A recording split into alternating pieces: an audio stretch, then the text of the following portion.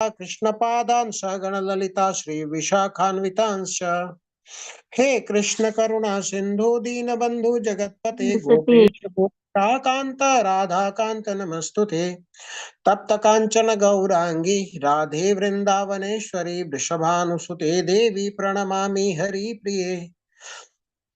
नमः ओं विष्णुपदाय कृष्ण पृष्ठाय भूतले श्रीमते भक्ति वेदांत स्वामिन इति नामिने। नमस्ते सरस्वते देवे गौरवाणी प्रचारिणे निर्विशेष शून्यवादी पाश्चात्य देशतारिणे। पंचतत्वाकं प्रभुं कृष्ण भक्त रूप स्वरूपकं भक्तावतारं भक्ताख्यं नमामि भक्ति शक्तिकम्। वाञ्छाकल्पतरुभ्यश्च कृपा सिन्धुभ्यैव च पतितानां पावनेभ्यो वैष्णवेभ्यो नमो नमः। जय श्री कृष्ण चैतन्य प्रभु नित्यानंद श्री अद्वैत गदाधर श्रीवासदि गौर भक्त वृंद। हरे कृष्णा कृष्ण कृष्ण हरे हरे, हरे राम राम राम हरे हरे। हरे कृष्णा कृष्ण कृष्ण हरे हरे, हरे राम राम राम हरे हरे। हरे कृष्णा कृष्ण कृष्ण हरे हरे, हरे राम राम राम हरे हरे। हरे कृष्णा। सभी का स्वागत है। हरे कृष्णा प्रभु जी, सादर प्रणाम। हरे कृष्णा माता जी।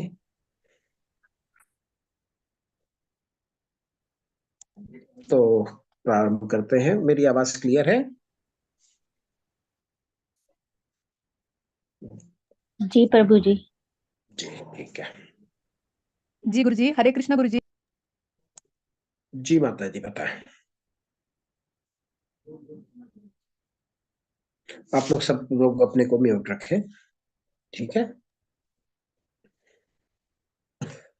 हरे कृष्णा। भगवद गीता के तीसरे अध्याय में आपका सबका स्वागत है।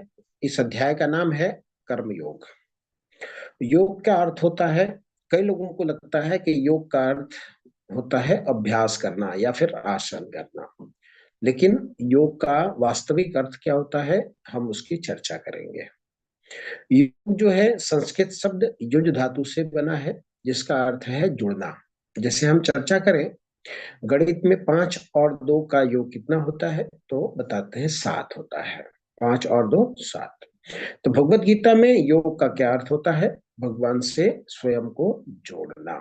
तो कर्म के माध्यम से भगवान से अपने आप को जोड़ने की जो विधि है उसको बोलते हैं कर्म योग। तो कर्म योग का क्या अर्थ हुआ? कर्म करना और ऐसी गतिविधि करना जो हमें भगवान से जोड़ती है। तो ऐसी गतिविधि को हम कर्म योग कहते हैं। तो कर्म योग का तात्पर्य इंद्रिय भोग से रहित होकर परमेश्वर को खुश करना और उनकी सेवा करना होता है। तो कर्म योग और कर्म कांड एक समान नहीं होता। कर्म होता है और कर्म योग ये अलग अलग होता है। कर्म योग जिससे हम भगवान से जुड़ सके। कर्म 3 प्रकार के होते हैं। कौन कौन से? अच्छे कर्म, जिसको पुण्य कर्म भी बोलते हैं, जैसे किसी को खाना खिलाना, वस्त्र आदि देना, ये होते हैं पुण्य कर्म या अच्छे कर्म। दूसरा होता है पाप कर्म या विकर्म, जिसको हिंदी में बोलते हैं बुरा कर्म। किसी को धोखा देना, किसी को बुरा बोलना, किसी का धन लूटना, ये हुआ बुरा कर्म। और तीसरा होता है अकर्म। अकर्म अर्थात कृष्ण भावना भावित कर्म, या फिर इसको बोलते हैं आध्यात्मिक कर्म, या फिर इसको और बोलते हैं कर्म योग। तो कर्म योग मीन्स अकर्म करना। तो अभी हम जो अध्याय पढ़ने वाले हैं ये कर्म योग के बारे में, जो अकर्म के बारे में बताते हैं।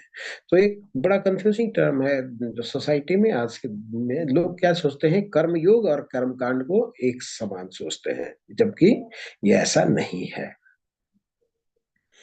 कर्मयोग और कर्मकांड। कर्मकांड क्या होता है? कर्मकांड का तात्पर्य होता है कि देवी देवता के उपासना करना या पूजा करना, और उनसे आत्महित या इंद्रिय भोग के लिए वस्तु का इच्छा रखना, इसको बोलते हैं कर्म कांड। जबकि कर्म योग इसके बिल्कुल विपरीत है। वह लगातार प्रयास में भगवान को, परमेश्वर को खुश करने की और सेवा करने की विधि है। तो जब हम अच्छे कर्म करके, कई लोग कहते हैं कि जब हम अच्छे कर्म करके खुश रह सकते हैं तो हमें भगवान के लिए कर्म योग करने की क्या आवश्यकता है। तो इसका उत्तर हमें इस अध्याय में मिलने वाला है। अगर लोगों से पूछेंगे कि भगवत गीता में क्या लिखा है, तो लोग क्या कहते हैं अमूमन कि कर्म ही पूजा है। ऐसे भगवत गीता में कहीं भी नहीं लिखा कि कर्म ही पूजा है, परंतु कौन सा कर्म है जिसे हम पूजा कह सकते हैं, ये हम भगवत गीता में समझेंगे। ये हमें भगवत गीता बताने वाली है कि कौन से कर्म को हम करेंगे जिसको पूजा कहा जा सकता है। हर कर्म को पूजा नहीं कह सकते। तो पिछले अध्याय में अर्जुन की शंका को भगवान ने दूर कर दिया। पिछले अध्याय में भगवान ने भक्ति योग के बारे में बताया, ज्ञान योग के बताया, कर्म योग के बारे में बताया। सो थोड़ा थोड़ा, क्योंकि पिछला जो अध्याय था, अध्याय 2, ये क्या था, आधार था भगवद गीता का। और इसमें भगवान ने हर चीज को सार सार रूप में प्रकट किया था। तो भगवान ने बताया था कि मुक्ति के लिए थोड़ा भी प्रयास करे तो वो सफल माना जाता है। तो हम प्रारंभ करते हैं। हरे कृष्णा प्रभु जी, मेरा कल एक क्वेश्चन था जो मैं आपसे पूछ नहीं पाई थी। हाँ माता जी, प्रश्न क्लास के एंड में लेंगे, ठीक है? ठीक है प्रभु जी। आप कहीं नोट कर लीजिए माता जी, प्रश्न बहुत जरूरी है और प्रश्न का उत्तर होना चाहिए। हम बाद कक्षा जब समाप्त होगी इसके बाद प्रश्न उत्तर लेंगे, ठीक है माता जी? ओके। तो तीसरा अध्याय हम प्रारंभ करते हैं। अर्जुन उवाच जायसी चेत कर्मणस्ते मता बुद्धिर्जनार्दन तत्किं कर्मणि घोरे माम नियोजयसी केशव। अर्जुन ने कहा, हे जनार्दन, हे केशव, यदि आप बुद्धि को सकाम कर्म से श्रेष्ठ समझते हैं तो फिर आप मुझे इस घोर युद्ध में क्यों लगाना चाहते हैं। अर्जुन भगवान से क्या कहता है कि यदि मुझे संन्यास ग्रहण करनी चाहिए, अर्थात बुद्धि में स्थिर रह करके सभी इच्छाओं को त्याग करना है, तो आप मुझे युद्ध में लड़ने के लिए क्यों कह रहे हैं। आपके क्या क्या बोल रहे हैं कि आप एक तरफ बता रहे हैं कि ज्ञान योग अच्छा है, फिर बता रहे हैं बुद्धि योग अच्छा है। तो जब बुद्धि हमारी आ गई, अब मुझे युद्ध मैं नहीं करना चाहता हूं, लेकिन आप बार बार हमें युद्ध में क्यों लगाना चाहते हैं। अर्जुन ऐसा सोचते हैं। क्या बोलते हैं, व्यामिश्रेणेव वाक्येन बुद्धिं मोहयसीव मे तद किम तद एकम वद निश्चित्य येन श्रेयो हम आपनुयाम। क्या बोलते हैं, आपके व्यामिश्रित, व्यामिश्रित मतलब मिक्स हुआ, ढेर सारी चीज बता दिया आपने, ज्ञान योग, भक्ति योग, कर्म योग, बुद्धि योग, सब कुछ बता दिया आपने। अब इतना कुछ बता दिया तो मैं कंक्लूड करने में सक्षम नहीं हो पा रहा हूं कि मुझे क्या करना चाहिए। आपके अनेक अर्थक उपदेशों से मेरी जो बुद्धि है मोहित हो गई है। अतः कृपया करके निश्चय पूर्वक मुझे बताएं कि इसमें से मेरे लिए सर्वाधिक श्रेयकर क्या होगा, मेरे लिए कौन सा कल्याण का मार्ग होगा। एक एक मुझे बताइए। अगर आप 10 चीज बताएंगे तो फिर मैं कंफ्यूज हो जाऊंगा। मुझे एक चीज बताइए। अमूमन हमारे साथ ऐसा ही होता है, जब हम जाते हैं मार्केट में, जब ढेर सारी वैरायटी आती है हमारे सामने, तो हमें कष्ट होती है, परेशानी होती है एक सेलेक्ट करने के लिए। क्यों, सब कुछ अच्छा लग रहा है। माताएं जाती हैं कई बार सोने के दुकान में, देखती हैं ये हार तो बहुत अच्छा है, लेकिन जो इसका पेंडेंट है ना ये छोटा है, थोड़ा सा बड़ा पेंडेंट होना चाहिए था। तो वो देखती है कि पेंडेंट अच्छा वाला दिखाइए, पेंडेंट अच्छा दिख गया तो फिर जो हार है उसकी जो थिकनेस है वो घटा दी जाती है। बोलते हैं नहीं, हार भी ऐसा सॉलिड होना चाहिए, पेंडेंट भी बड़ा होना चाहिए। फिर उनको बताता है जो ज्वेलर है, बोलता है माता जी अगर पेंडेंट और हार दोनों को अगर मजबूत रखेंगे, वजन ज्यादा रखेंगे तो वजन बढ़ जाएगा। हमें वजन को भी देखना होता है, इसलिए एक को पतला और एक को भारी बनाया जाता है। तो कहने का अर्थ है कि जब हमारे पास बहुत सारे चॉइस होते हैं तो हमें कंफ्यूजन होती है। उसी प्रकार भगवान ने ढेर सारी बातें अर्जुन को बता दी एक साथ में अध्याय 2 में। तो अर्जुन कंफ्यूज हो रहे हैं कि अब मैं क्या करूं, मुझे एक बताइए ना जो मेरे लिए सर्वश्रेष्ठ हो और श्रेयकर हो। हमने कल भी देखा था कि अर्जुन हमेशा श्रेय की बात कर रहे हैं, प्रेय की बात नहीं कर रहे हैं। लेकिन हम भौतिक संसार में हमारा क्या दशा होता है, हमारा आधा से ज्यादा समय प्रेय के ढूंढने में निकल जाता है, श्रेय को हम बहुत कम ढूंढ पाते हैं। तो अर्जुन क्या सोच रहा है कि मैं क्या करूं। यहाँ पे दो धर्म की बात होती है, तात्पर्य में प्रभुपाद जी बताते हैं, एक नित्य धर्म, एक स्वधर्म। स्वधर्म मतलब व्यक्ति के लिए, व्यक्ति विशेष के लिए धर्म, वो क्या है, युद्ध लड़ना। और नित्य धर्म क्या है, संन्यास लेना। तो जो व्यक्ति नित्य धर्म का पालन करता है वो सभी परिस्थितियों में सदैव तटस्थ रहता है, चाहे परिस्थितियां कोई भी हो। लेकिन और अर्जुन चाहता है कि मैं तो नित्य धर्म का पालन करना चाहता हूं, मैं तो संन्यास लेना चाहता हूं। भगवान कहते हैं कि आप संन्यास लेने की कुछ योग्यता होती है, बिना योग्यता हासिल किए आप संन्यास नहीं ले सकते। आप क्षत्रिय हैं, आपको युद्ध लड़ना चाहिए, आपको स्वधर्म का पालन करना चाहिए। आगे बढ़ते हैं, भगवान क्या बोलते हैं, लोके अस्मिन् द्विविधा निष्ठा पुरा प्रोक्ता मया नघ, ज्ञान योगेन सांख्यानाम कर्म योगेन योगिनाम।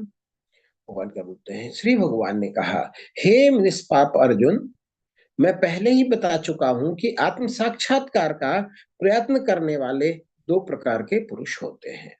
कुछ इसे ज्ञान योग द्वारा समझने का प्रयत्न करते हैं, तो कुछ भक्तिमयी सेवा के द्वारा। तो दो तरह के लोग होते हैं, एक ज्ञान प्राप्त करना चाहते हैं और दूसरे वो भक्ति योग में सेवा के द्वारा भगवान को जानने का प्रयत्न करते हैं। तो दूसरे अध्याय के अंत में क्या बताया था, स्थिति प्रज्ञ के बारे में बताया था। उसने क्या बोला था कि स्थिति प्रज्ञ कैसे चलता है, कैसे उठता बैठता है। अब मैंने जब साक्षात्कार के बारे में समझ लिया तो मैं आत्म साक्षात्कार करूंगा, फिर मुझे कर्म में क्यों लगाने हैं, ये पूछा था। तो भगवान उसको बताते हैं कि दो प्रकार के पुरुष होते हैं, एक आत्म साक्षात्कार कैसे करता है, वो ज्ञान के द्वारा करता है, दूसरा भक्तिमय सेवा के द्वारा करता है।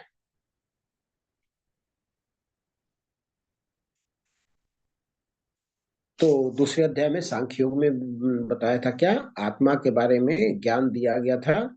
इसलिए प्रभुपाद जी इसको बहुत एलोबरेट करते हैं कि हमने देखा था आत्मा का क्या गुण है, शरीर का क्या गुण है, और बाद में देखा था कि आत्म साक्षात्कार किया हुआ व्यक्ति के क्या लक्षण है। भगवान आगे बढ़ते हैं, ये हम चित्र में देख सकते हैं कि अगर मान लीजिए कोई चौराहा आता है जहाँ चार रास्ते होते हैं तो हमें कंफ्यूजन होती है हमें कौन से रास्ते में जाना है। तो अर्जुन पूछता है, एकम बदा, एक बोलो, एक बताओ। तो भगवान उनको बताते हैं कि इधर भी जा सकते हो, उधर भी जा सकते हो, क्या ज्ञान योग का भी मार्ग ले सकते हो और भक्ति भाई सेवा के द्वारा भी आप कर्म कर सकते हो। तो अभी भक्ति योग मई सेवा के द्वारा कर्म करने का इस अध्याय में चर्चा होगी विशेषतया। चौथा श्लोक में क्या बताते हैं, तात्पर्य में भगवान प्रभुपाद जी लिखते हैं, भौतिकतावादी मनुष्यों के हृदय में को विमल करने के लिए जिन कर्मों का विधान किया गया है उनके द्वारा शुद्ध हुआ मनुष्य ही संन्यास ग्रहण कर सकता है। तो हम जो हमारा जो मन है वो शुद्ध होना चाहिए और कर्म के विधान के द्वारा हमारे हृदय को विमल करने की आवश्यकता होती है। इच्छाएं जब व्यक्ति की समाप्त हो जाती है, इच्छाएं नहीं रह जाती, तो वो संन्यास का अधिकार होता है। जिसके मन में ढेर सारी इच्छाएं हैं, वो अगर बाहरी रूप से संन्यास लेगा तो फिर बीच अंदर से उसकी जो इच्छाएं हैं वो मौका पा करके जब बाहर होंगी तो वो उत्पात मचाएगा। इसलिए संन्यास जो है ग्रहण करना, ये इच्छाओं को के ऊपर जब हमारा कंट्रोल हो जाता है तब संन्यास लेने का चीज है। इसके पहले संन्यास नहीं लेना चाहिए। क्या बता रहे हैं? उसके द्वारा शुद्ध हुआ मनुष्य ही संन्यास ग्रहण कर सकता है।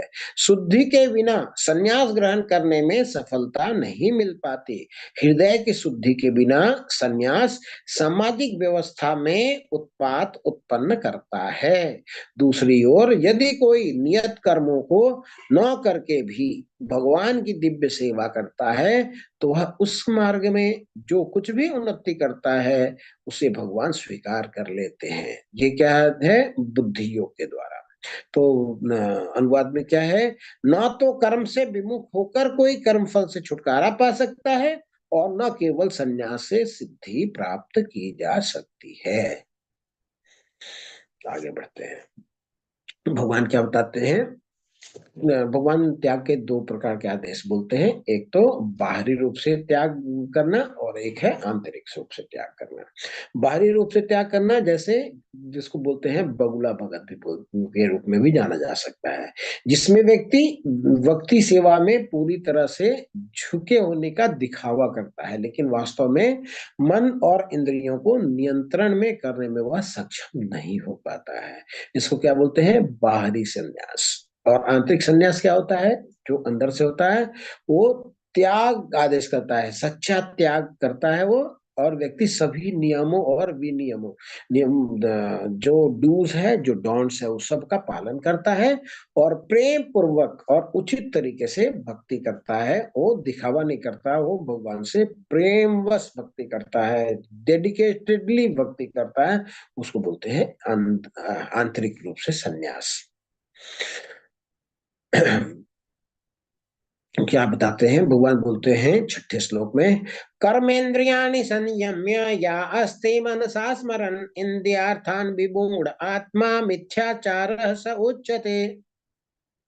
जो कर्म इंद्रियों को बस में तो कर लेता है किंतु जिसका मन इंद्रिय विषयों का चिंतन करता रहता है वह निश्चित रूप से स्वयं को धोखा देता है और मिथ्याचारी कहलाता है। क्या बोल रहे हैं कि कर्मेंद्रियों को तो जो बस में कर लिया, कर्मेंद्रियों को बस में कैसे कर सकता है? व्यक्ति चला गया हिमालय पे, तो वहां पे तो उसको गुलाब जामुन का दुकान नहीं है। जब दुकान ही नहीं है तो उसको खाने की इच्छा नहीं करेगी। मान लीजिए वो गया, बहुत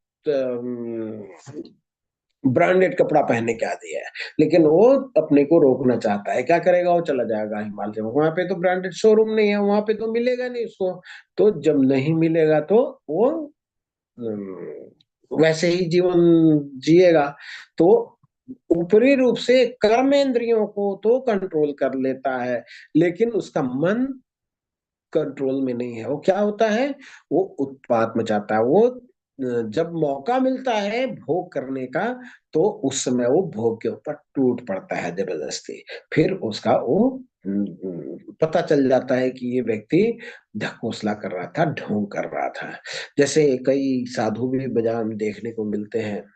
तो कोई अपराध नहीं है, ये साधु जी का जो फोटो है वो कैसे है हमें नहीं मालूम, लेकिन कुछ लोग ऐसे होते हैं वो क्या करते हैं कि वस्त्र धारण कर लेते हैं सन्यासी का, लेकिन उनका खान पान में कोई परिवर्तन नहीं होता। वो चाय के लिए पैसे मांगते हैं, सिगरेट लेके पीते हैं और कुछ कुछ ऐसे हरकत करते हैं। तो क्या है मतलब, इनकी जो इच्छा है अंदर से तो वो भगवत प्रेम में गई नहीं है। उनको चाहिए तो सारे भौतिक वस्तुएं। लेकिन ये चूंकि अब धनोपार्जन कैसे होगा, इन्होंने काम धाम तो छोड़ दिया है, तो लोगों से ये अम, दान लेने की अपेक्षा में अपना ड्रेस चेंज कर लेते हैं। तो ये क्या हुआ, ये बाहरी रूप से दिखावा वाला काम हुआ। भगवान बोलते हैं ये मिथ्याचारी है। तो आचरण दो प्रकार के होते हैं, एक सदाचार जिसको सदाचारी बोलते हैं, और एक दिखावा करने वाला जिसको मिथ्या, मिथ्या मतलब झूठा। तो ये झूठा आचरण बोला जाता है। बता रहे भगवान की इंद्रियार्थान विमूढ़ आत्मा मिथ्याचार स उच्यते। जो निश्चित रूप से वो जो बाहरी रूप से इसमें इंडल्ज होता है, वो क्या होता है, वो स्वयं को धोखा देता है और वो मिथ्याचारी कहलाता है। आगे बढ़ते हैं। एक कथा आती है भरत महाराज की, हम शॉर्ट में इस कथा को सुनेंगे। भरत महाराज कौन थे? ये भारतवर्ष के सम्राट थे। भारतवर्ष मीन्स आज का जो भारत देश है वो नहीं था, ढेर मतलब बहुत बड़ा राज्य था भारत। तो ये देश का नाम भारत इन्हीं महाराज भरत के नाम पर पड़ा है। ये भरत महाराज हैं ऋषभ देव के पुत्र। और ये अपने यौन अवस्था में ही, जब इनके पति पत्नी राज्य सब कुछ था, तो इनके अंदर भगवान को प्राप्त करने की इच्छा जागृत हुई। इन्होंने पूरे राज्य को अपने पुत्र के को सुपुर्द कर दिया और जंगल में चले गए तपस्या करने, यज्ञ करने। तो सब कुछ छोड़ करके गए थे। परंतु क्या होता है इनके साथ में कि एक हिरनी, एक माता हिरनी, कोई बाघ उसको पीछा कर रहा था, तो वो भाग गई थी अपना जान बचाने के लिए। इसी क्रम में एक नदी को पार करने की जरूरत हुई। जब पार करने का प्रयास किया तो वो उसका पैर डिस्टर्ब हो जाता है और गिर जाती है तो उसका पेट फट जाता है। तो उसके पेट से एक हिरन का बच्चा जन्म ले लेता है और वो हिरनी वहीं पे समाप्त हो जाती है, मृत्यु हो जाती है। भरत महाराज के सामने ये घटना हुई। भरत महाराज ने उस बालक हिरन को लेकर के आया, उसको पाला पोसा बड़ा किया। लेकिन अब जैसे जैसे हिरन बड़ा होने लगा, ये भरत महाराज को चिंता होने लगी कि ये हिरन को कोई डिस्टर्ब ना करे, किसी कोई मार ना दे। तो इसकी केयर करने लग जाते हैं। अब इनका ध्यान आधा यज्ञ में और आधा हिरन में बढ़ जाता है।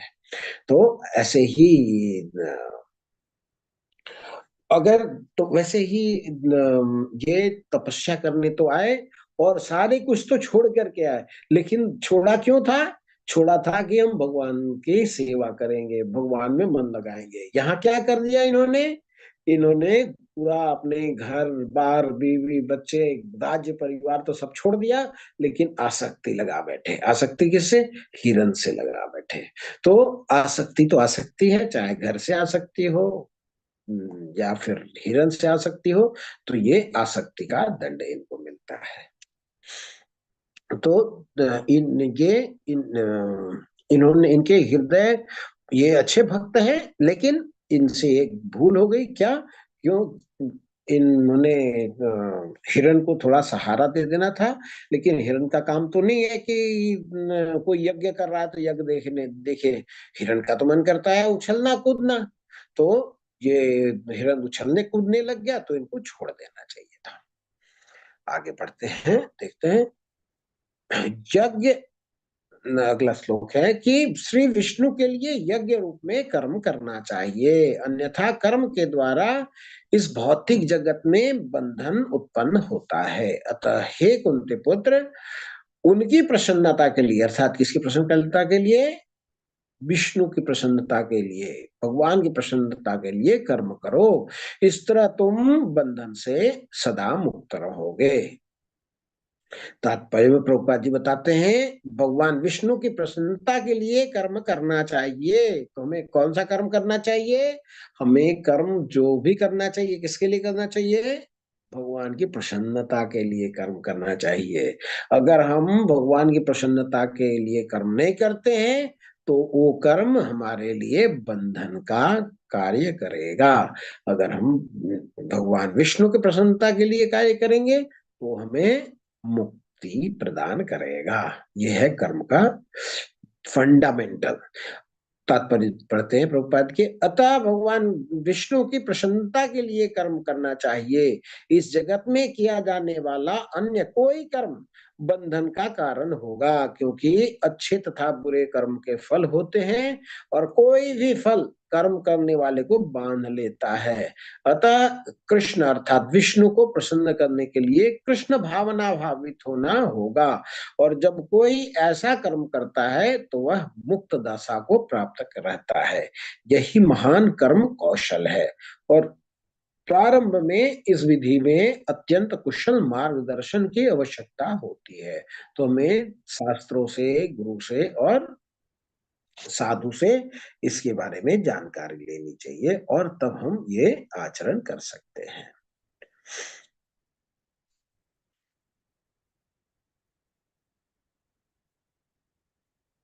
आगे बढ़ते हैं। यज्ञ के द्वारा प्रसन्न होकर देवता तुम्हें भी प्रसन्न करेंगे, और इस तरह मनुष्यों तथा देवताओं के मध्य सहयोग से सबों को संपन्नता प्राप्त होती है। तो प्रजापति जो सृष्टि का निर्माण करने वाले, उन्होंने क्या किया है? देवताओं को भी उत्पन्न किया है और मनुष्यों को भी उत्पन्न किया है। और क्या बोल रहे हैं कि देवता जो है वो मनुष्य के लिए जो वस्तु की आवश्यकता होती है वो प्रदान करेंगे, और मनुष्य को क्या चाहिए कि देवताओं को प्रसन्न करने के लिए यज्ञ करे। तो क्या बोलते हैं? यज्ञ के द्वारा प्रसन्न होकर देवता तुम्हें भी प्रसन्न करेंगे, और इस तरह मनुष्यों तथा देवता के मध्य में सहयोग से सबों को संपन्नता प्राप्त होगी। तो मनुष्य का काम है देवताओं की सेवा करना, देवताओं का काम है मनुष्य की सेवा करना। तात्पर्य प्रभुपाद जी बताते हैं, यज्ञ से मनुष्य के खाद्य पदार्थ शुद्ध होते हैं, और शुद्ध भोजन करने से मनुष्य जीवन शुद्ध हो जाता है। जीवन शुद्ध होने से स्मृति के सूक्ष्म तंतु शुद्ध होते हैं, और स्मृति तंतुओं के शुद्ध होने पर मनुष्य मुक्ति मार्ग का चिंतन कर सकता है। और ये सब मिलाकर कृष्ण भावनामृत तक पहुंचाते हैं, जो आज के समाज के लिए सर्वाधिक आवश्यक है। आगे बढ़ते हैं। जीवन की विभिन्न आवश्यकताओं की पूर्ति करने के लिए विभिन्न देवता यज्ञ संपन्न करते हैं, और यज्ञ संपन्न होने पर प्रसन्न होकर तुम्हारी सारी आवश्यकताओं को पूर्ति करेंगे। कौन? देवता करेंगे। किंतु इन उपहारों को देवताओं को अर्पित किए बिना जो भोगता है वह निश्चित रूप से चोर है। तात्पर्य प्रभुपाद जी क्या बताते हैं? देवतागण भगवान विष्णु द्वारा भोग सामग्री प्रदान करने के लिए अधिकृत किए गए हैं। तो देवता लोग किस लिए अधिकृत किए गए हैं? क्या उनको काम दिया गया है? उनको दिया गया है कि भोग सामग्री को प्रदान करना। अतः नियत यज्ञों के द्वारा उन्हें आवश्यक संतुष्ट करना चाहिए। क्योंकि देवता का कार्य है भोग सामग्री मनुष्य को देना, तो मनुष्य का भी कार्य है कि नियत यज्ञ द्वारा उन्हें अवश्य संतुष्ट करना चाहिए। वेदों में विभिन्न देवताओं के लिए भिन्न भिन्न प्रकार के यज्ञों की संस्तुति है, किंतु वे सब अंततः भगवान को ही अर्पित किए जाते हैं। जैसे मान लीजिए मोबाइल सेंटर है, या फिर बिजली का विभाग है, तो कलेक्शन सेंटर 10 जगह बनाया होता है, तो उस 10 जगह से जो कलेक्शन होती है वो कहाँ जाती है? वो बिजली विभाग में जाती है। उसी प्रकार ये जो देवता बनाए गए हैं, देवता हमारे को वस्तु प्रदान करने के लिए इंचार्ज बनाए गए हैं, उनको उनके लिए जो भी यज्ञ किया जाता है वो सारा यज्ञ कहाँ जाता है? वो भगवान विष्णु को जाता है। किंतु जो ये नहीं समझ सकता है कि भगवान क्या है, उनके लिए देव यज्ञ का विधान है। अनुष्ठानकर्ता के भौतिक गुणों के अनुसार वेदों में विभिन्न प्रकार के यज्ञों का विधान है। विभिन्न देवताओं की पूजा भी इसी आधार पर अर्थात गुणों के अनुसार ही की जाती है। आगे बढ़ते हैं। क्या बताते हैं? श्लोक संख्या 13, यज्ञ श्रेष्ठासिना संतो मुच्यन्ते सर्व किल विषयी भुंजते ते त्वगम पापा ये पचन्ते आत्म कारणात्। भगवान की भक्त सभी प्रकार के पापों से मुक्त हो जाते हैं। क्यों? क्योंकि वे यज्ञ में अर्पित किए भोजन को, प्रसाद को ही खाते हैं। अन्य लोग जो अपने इंद्रिय सुख के लिए भोजन कर बनाते हैं, वे निश्चित रूप से पाप खाते हैं। तो अगर हम यज्ञ के लिए भोजन नहीं बनाएंगे तो हम क्या खाएंगे? पाप खाएंगे। भगवान बहुत स्ट्रांग वर्ड यूज किया है कि भगवान के भक्त सभी प्रकार के पाप से मुक्त हो जाते हैं। क्यों? क्योंकि वे भगवान को अर्पित किया हुआ, यज्ञ में अर्पित किया हुआ भोजन को खाते हैं। अन्य लोग जो ऐसा नहीं करते, जो अपनी इंद्रिय तृप्ति के लिए, इंद्रिय भूख सुख के लिए भोजन बनाते हैं, वे निश्चित रूप से पाप खाते हैं। तो हम पाप खाएंगे तो उसका रिएक्शन क्या होगा? हमारे को दुख प्राप्त होंगे। आगे भगवान बताते हैं कि सारे प्राणी अन्न पर आधारित हैं। जितने जीव हैं उनको क्या चाहिए? अन्न चाहिए, जो वर्षा से उत्पन्न होता है। वर्षा यज्ञ संपन्न करने से होती है और यज्ञ नियत कर्म से उत्पन्न होता है। तात्पर्य में प्रभुपाद जी बताते हैं, परमेश्वर जो यज्ञ पुरुष अथवा समस्त यज्ञों के भोक्ता कहलाते हैं। तो परमेश्वर कौन? विष्णु। विष्णु भगवान कौन है? यज्ञ के भोक्ता है। क्या बोलते हैं? यज्ञो वही विष्णु। यज्ञ किसके लिए करो? विष्णु के लिए करो। सभी देवताओं के स्वामी हैं और जिस प्रकार शरीर के अंग पूरे शरीर की सेवा करते हैं, उसी तरह सारे देवता उनकी सेवा करते हैं। किसकी? भगवान की सेवा करते हैं। जिस प्रकार शरीर के अंग पूरे शरीर की सेवा करते हैं, जैसे हमारा हाथ है, किसका सेवा कर रहा है? हमारे शरीर का सेवा कर रहा है। हमारा पैर किसकी सेवा कर रहा है? हमारे शरीर की सेवा कर रहा है। हमारा मुंह किसकी सेवा कर रहा है? हमारे शरीर की सेवा कर रहा है। हमारा कान किसकी सेवा कर रहा है? शरीर की सेवा कर रहा है, सुनने का में मदद कर रहा है। तो हमारे जो जो अंग हैं शरीर के, वो किसके लिए कार्य करते हैं? शरीर के लिए काम करते हैं। एज ए होल जो मेरा शरीर है उसके लिए कार्य करते हैं। तो देवता कौन है? भगवान के अंग हैं। तो देवता किसके लिए कार्य कर रहे हैं? भगवान के लिए कार्य कर रहे हैं। चंद्र, इंद्र, वरुण जैसे देवता भगवान द्वारा नियुक्त अधिकारी हैं, जो सांसारिक कार्यों की देखरेख करते हैं। सारे वेदता देवताओं को प्रसन्न करने के लिए यज्ञों का निर्देश करते हैं, जिससे वे अन्न उत्पादन के लिए प्रचुर वायु, प्रकाश तथा जल प्रदान करें। जब कृष्ण की पूजा की जाती है तो उनके अंग स्वरूप देवताओं की भी स्वतः पूजा हो जाती है। अतः देवताओं की अलग से पूजा करने की आवश्यकता नहीं होती। इसी हेतु कृष्ण भावना भावित भगवत भक्त सर्वप्रथम कृष्ण को भोजन अर्पित करते हैं और तब खाते हैं। यह ऐसी विधि है जिनसे शरीर का आध्यात्मिक पोषण होता है। तो इसको बोलते हैं यज्ञ चक्र। पिछला जो 2 श्लोक थे उस दोनों का जो समरी है वो यज्ञ चक्र है। यज्ञ चक्र कैसे है ये हम देख लेते हैं। बीच में देख रहे हैं टॉप साइड में, टॉप पोजीशन में भगवान स्वयं है। भगवान वेद क्या है? भगवान की वाणी है। भगवान ने जो बोले, क्या करना चाहिए, क्या नहीं करना चाहिए, कैसे कैसे करना चाहिए, ये क्या हुआ? वेद की वाणी हुई। वेद की वाणी में, वेद में क्या लिखा हुआ है कि हाँ, हमें कैसे कार्य करना चाहिए, हमें क्या कार्य करना चाहिए। तो कार्य करना चाहिए तो हम कार्य करते हैं। कार्य के बारे में कहाँ लिखा हुआ है? वेद में। उसके से हमें पता लगता है क्या करना चाहिए, क्या नहीं करना चाहिए।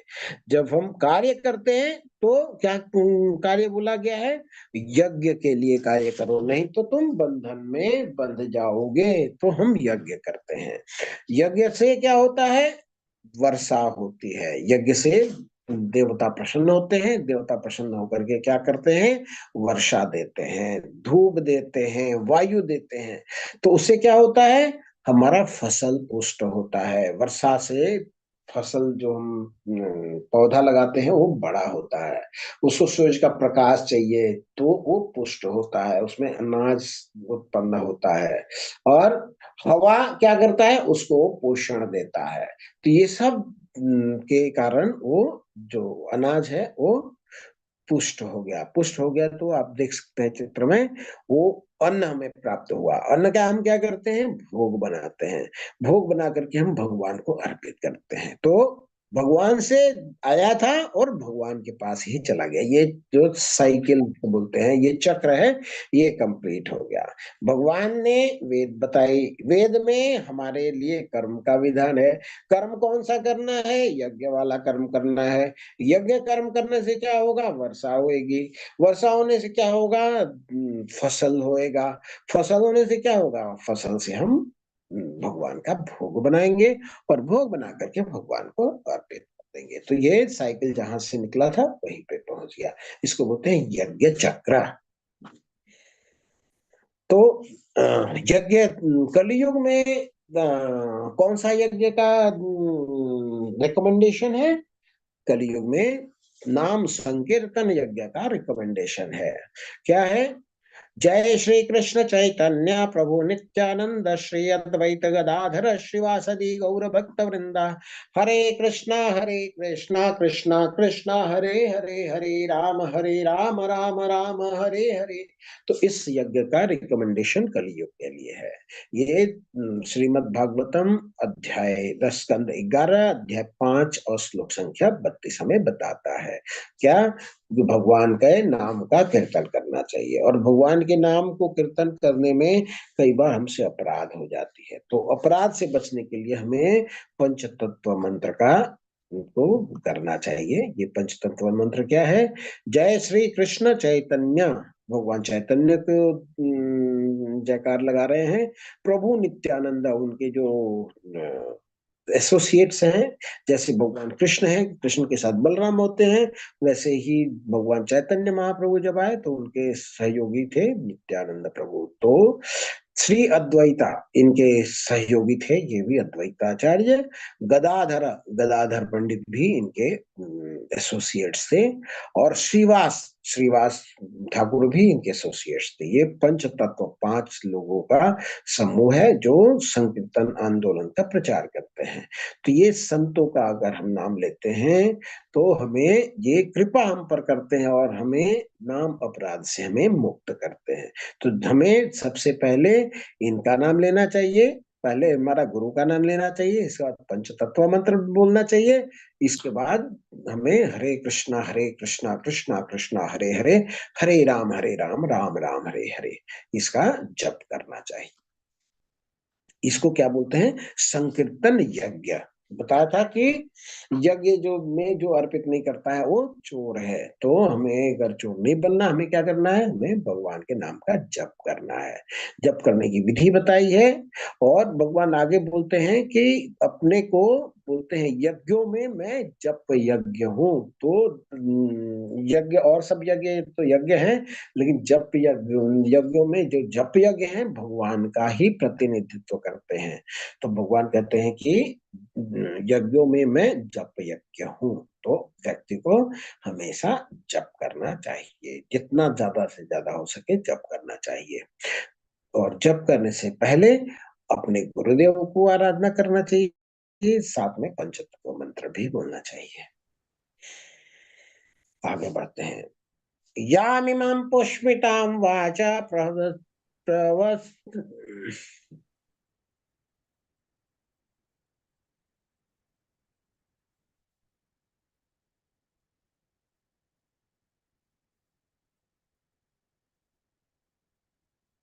यामिमां पुष्पितां वाचा प्रवदन्त्याभिपस्थिता वेदवादरता पार्थ नान्यदस्तीति वादिना।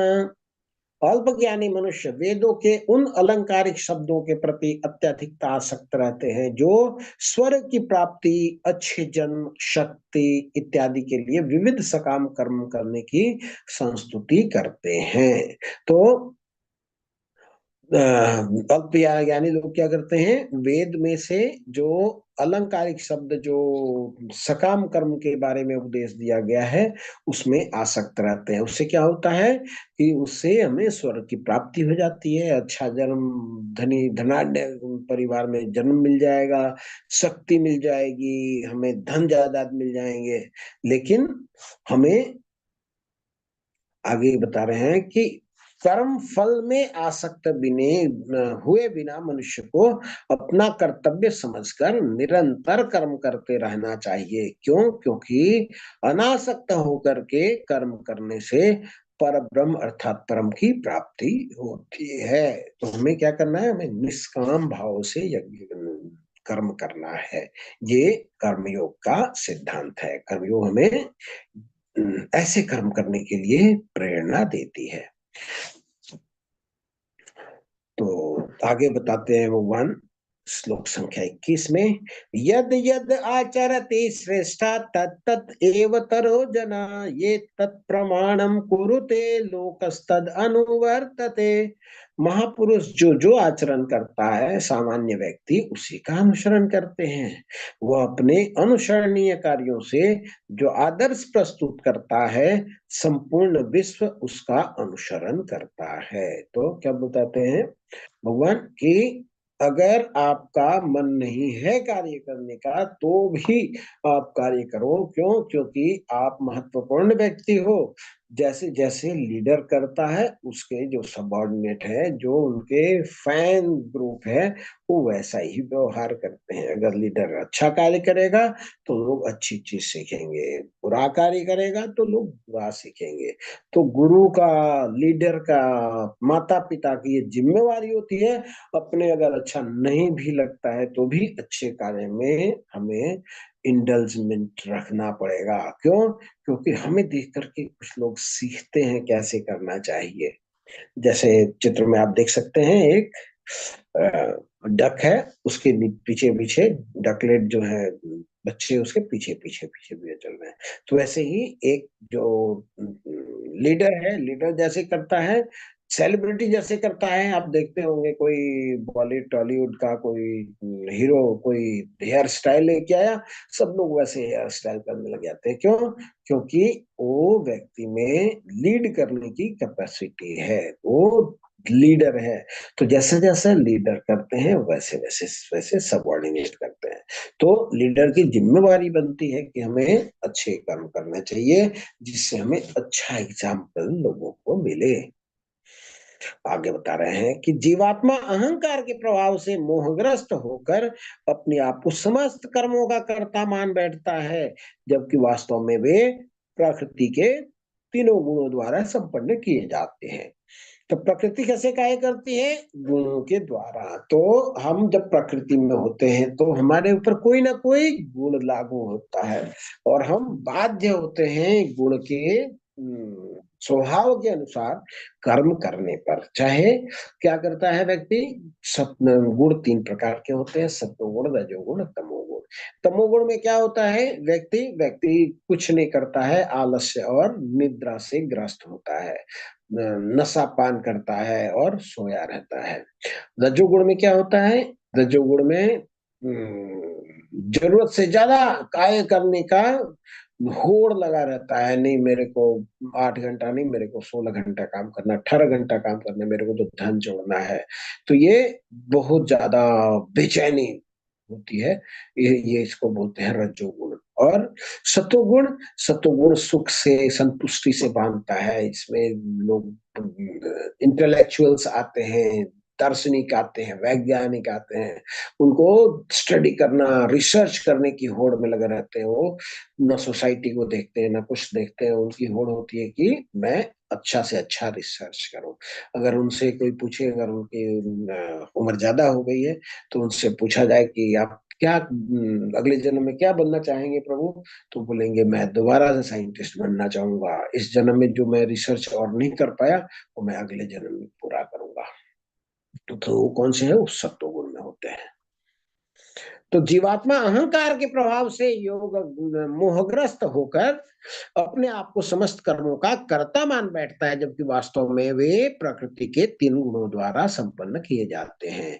तो देखिए चित्र में आप देख सकते हैं, नीचे में 2 व्यक्ति हैं, वो आपस में कुछ, एक बोल रहा है एक सुन रहा है। क्या बोल रहा है कि मैंने तो दुनिया मुट्ठी में कर ली है, मैंने तो ये करता हूँ, मैंने ऐसे कर रखा है, मैंने वैसे कर रखा है। लेकिन वास्तव में ये कंट्रोल कहाँ से हो रहे हैं? ऊपर में ये 3 आंटी लोग हैं, एक को सत्वगुण कहते हैं, एक को रजोगुण कहते हैं, एक तमोगुण कहते हैं, और इनके हाथ में इनके कंट्रोलिंग की रस्सी है।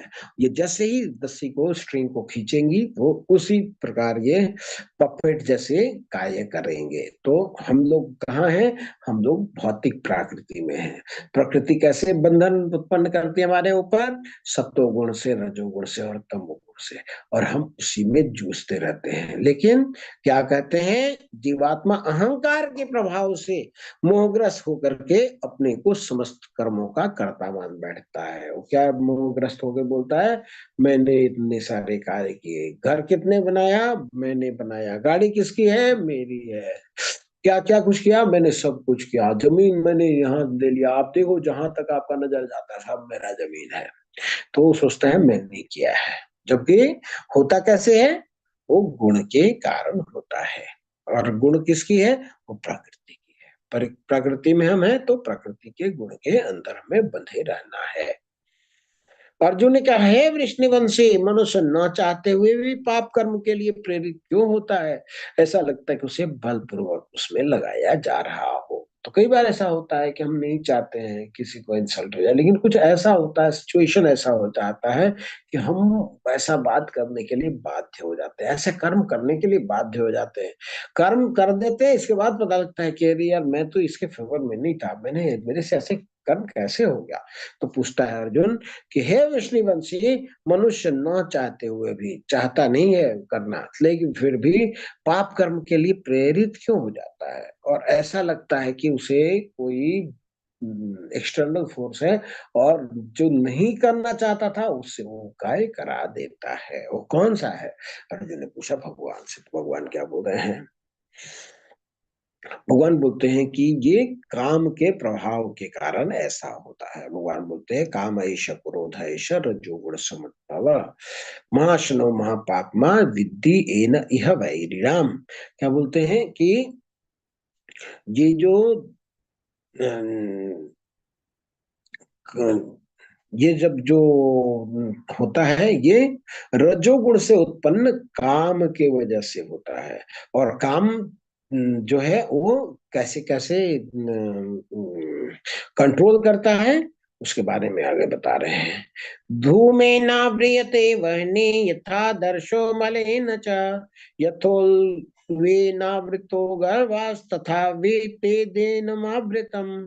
जिस प्रकार अग्नि धुएं से, दर्पण धूल से अथवा भ्रूण गर्भाशय से आवृत रहता है, उसी प्रकार जीवात्मा इस काम के विभिन्न मात्राओं में आवृत रहता है। तो काम की मात्राएं अलग अलग होती हैं। जैसे धुएं, अग्नि धुएं से, धुआं काम का स्वरूप है, और क्या होता है कि वो अग्नि को ढक लेता है।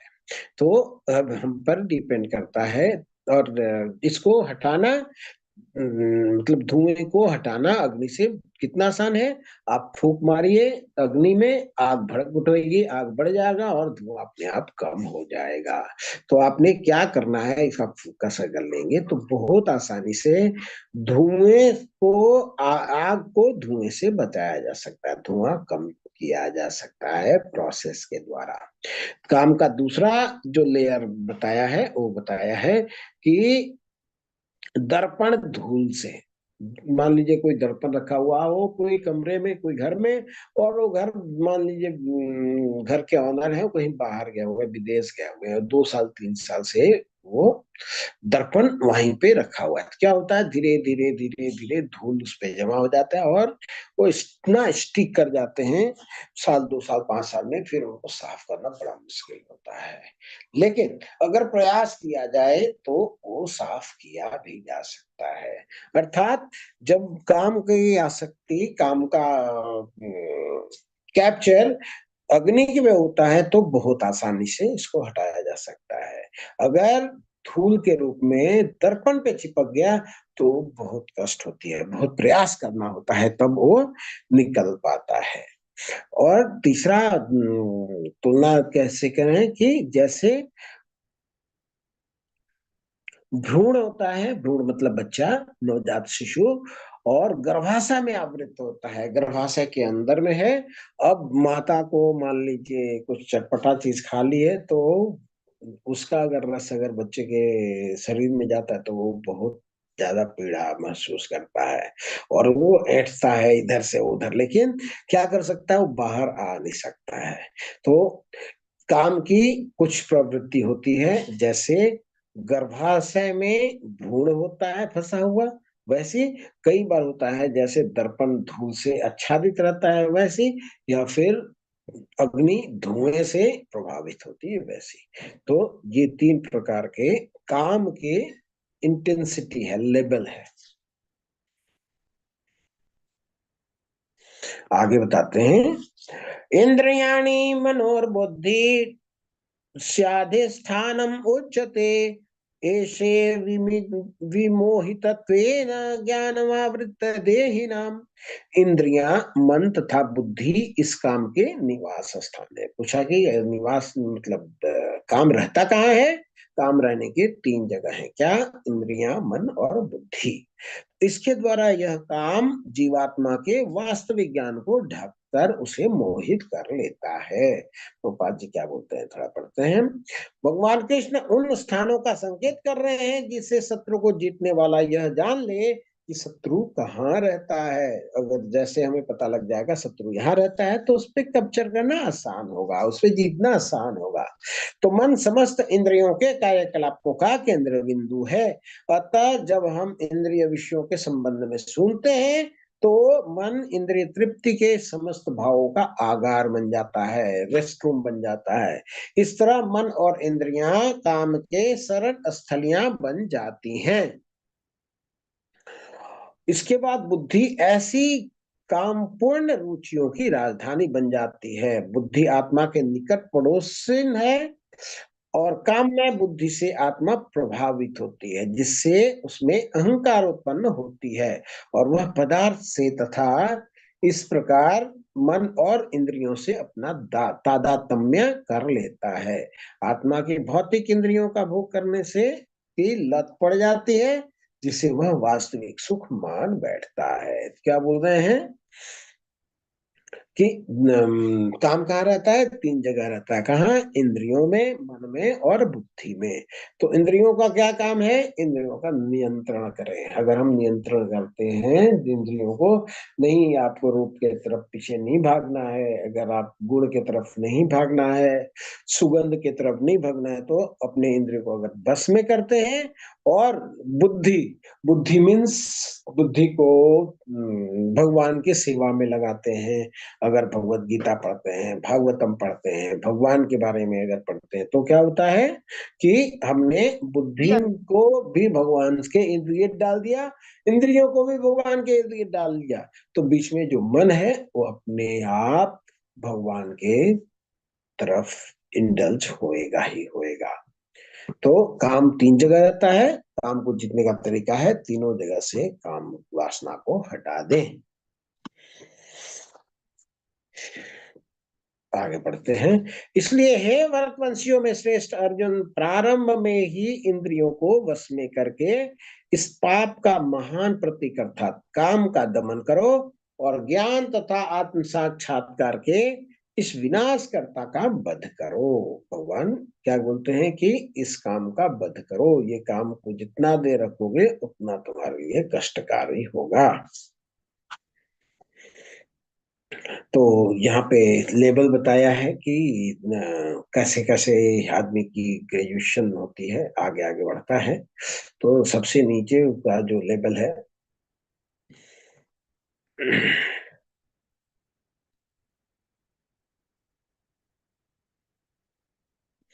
हाँ, दैहिक स्तर, बॉडीली प्लेटफॉर्म। उसमें क्या करता है कि जब दैहिक स्तर में जब उसका ज्ञान होता है तो क्या होता है, वो अपना बचाव करता है, कोई मेरे को कष्ट ना पहुंचाए, कोई हथियार ना डाल दे, हमारे ऊपर कोई हमला ना कर दे, और बचने का प्रयास करता है।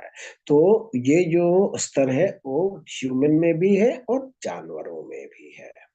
इसके ऊपर स्तर होता है सेंसुअल प्लेटफॉर्म या इंद्रिय स्तर।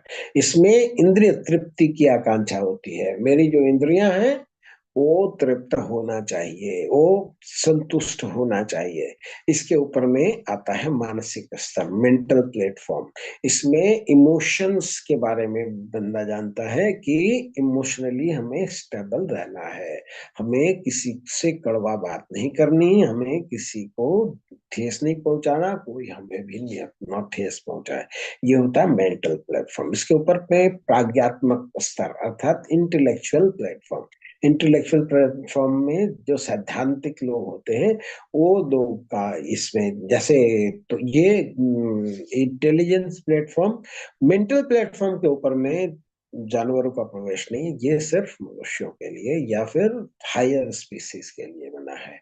और इंटेलेक्चुअल प्लेटफॉर्म से ऊपर जब जाते हैं तो स्पिरिचुअल प्लेटफॉर्म, जहाँ पे हम आत्मा, अपने को आत्मा स्वरूप मानते हैं और आत्मा का कार्य है परमात्मा की सेवा करना, या फिर इसी को बोलते हैं निष्काम कर्म योग करना, भगवान के लिए कर्म करना, अकर्म करना इसको बोलते हैं।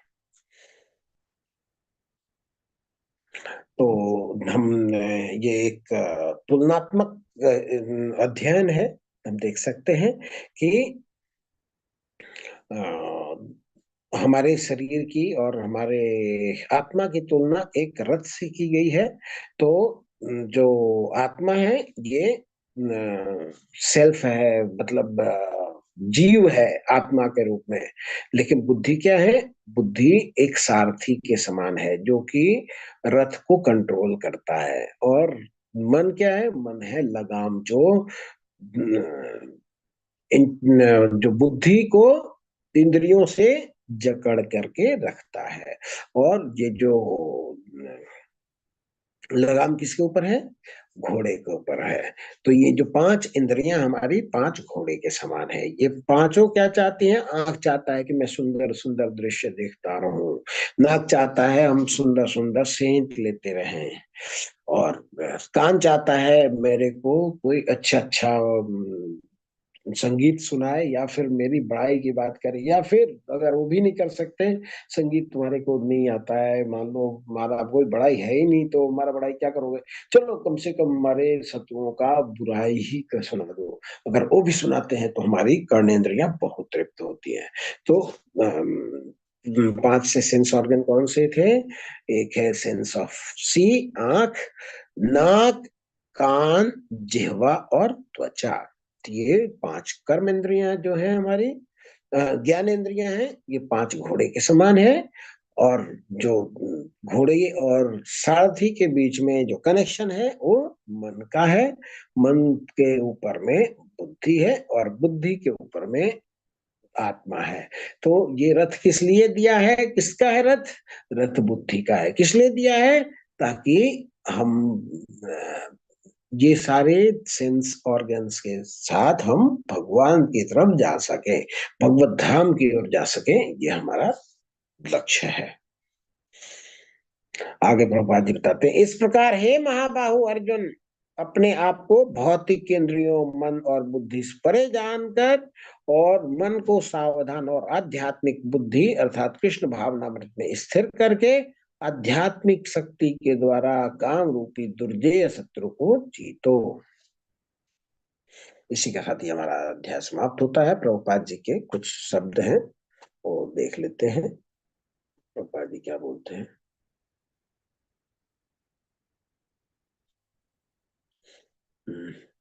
क्षमा करें। हाँ, भगवत गीता एक का तृतीय अध्याय निष्कर्षतः मनुष्य को निर्देश देता है कि वह निर्विशेष शून्यवाद को चरम लक्ष्य न मान करके अपने आप को भगवान का शाश्वत सेवक समझते हुए कृष्ण भावनामृत में प्रवृत्त हो। भौतिक जीवन में मनुष्य काम तथा प्रकृति पर प्रभुत्व पाने की इच्छा से प्रभावित होता है। प्रभुत्व तथा इंद्रिय तृप्ति की इच्छाएं बद्ध जीव की परम शत्रु है, किंतु कृष्ण भावनामृत की शक्ति से मनुष्य इंद्रियां, मन और बुद्धि पर नियंत्रण रख सकता है। तो भक्तों को कैसे नियंत्रण रखना है? इंद्रियों को हमने जैसे चर्चा की है वैसे नियंत्रण में रखना है। बुद्धि को भगवत गीता या भागवतम जैसे ग्रंथ को समझने में इस्तेमाल करना है। मन अपने आप, बुद्धि अगर सात्विक हो गई, अगर इंद्रियां सात्विक हो गई तो मन झक मार करके सात्विक हो जाता है। इसके लिए मनुष्य को सहसा अपने नियत कर्म को बंद करने की आवश्यकता नहीं है, अपितु धीरे धीरे कृष्ण भावनामृत विकसित करके भौतिक इंद्रियों तथा मन से प्रभावित हुए बिना अपने शुद्ध स्वरूप के प्रति लक्षित स्थिर बुद्धि से दिव्य स्थिति को प्राप्त हुआ जा सकता है। यह इस अध्याय का सारांश है। सांसारिक जीवन के अपरिपक्व अवस्था में दार्शनिक चिंतन तथा यौगिक आसनों के अभ्यास से इंद्रियों को वश में करने की कृत्रिम प्रयासों से आध्यात्मिक जीवन प्राप्त करने में सहायता नहीं मिलती। इसे श्रेष्ठ बुद्धि द्वारा कृष्ण भावनामृत में प्रशिक्षित होना चाहिए। चैप्टर का समरी देख लेते हैं। स्टार्टिंग के जो 2 श्लोक हैं वो अर्जुन की कंफ्यूजन है, क्योंकि भगवान ने ढेर सारी चीज एक साथ बता दी। तो क्या बोलते हैं, वैराग्य धारण करूं या संन्यास करूं या फिर कर्म करूं, मैं क्या करूं? ये एकम बद बोलते हैं, एक चीज बताओ। दोनों चीज आप बताते हो तो मैं कंफ्यूज हो जाता हूँ। श्लोक संख्या 3 से 9 में निष्काम कर्मयोग से ज्ञान योग से श्रेष्ठ निष्काम कर्मयोग है, इसकी चर्चा हुई है। इसके लिए श्लोक था नियतम कुरु कर्म त्वम, नियत कर्म को आप अहमियत दो। 10 से 16 में क्या बताया गया है? कर्म कांड से कर्म योग की तरफ। कर्म कांड क्या है? सकाम कर्म पद्धति है कि मुझे ये चाहिए तो मैं इसकी आराधना करूं, ये चाहिए तो मैं इसकी आराधना करूं। तो ये कर्म कांड था। कर्म कांड से ऊपर उठ करके हम कर्म योग में जाना। कर्म योग क्या क्या होता है? अकर्म अर्थात आध्यात्मिक कर्म में भगवान के लिए कर्म करना है। हमें देवता के लिए, अपने लिए, अड़ोसी के लिए, पड़ोसी के लिए कार्य नहीं करना है। अगर हम भगवान के लिए कार्य करते हैं तो हमारे अड़ोसी पड़ोसी मित्र परिवार सबको संतुष्टि मिल जाती है। आगे अगला जो सेक्शन है 17 से 35 में, इसमें बताते हैं कि लीड बाय एग्जाम्पल। आप जैसा आप चाहते हो वैसा करके दिखाओ, आप रोल मॉडल बनो। तो इसमें श्लोक कौन सा था? यद यद आचरति श्रेष्ठ तद तद एव तरो जना। श्रेष्ठ जैसे जैसा आचरण करेंगे, सबऑर्डिनेट वैसा ही आचरण करेंगे।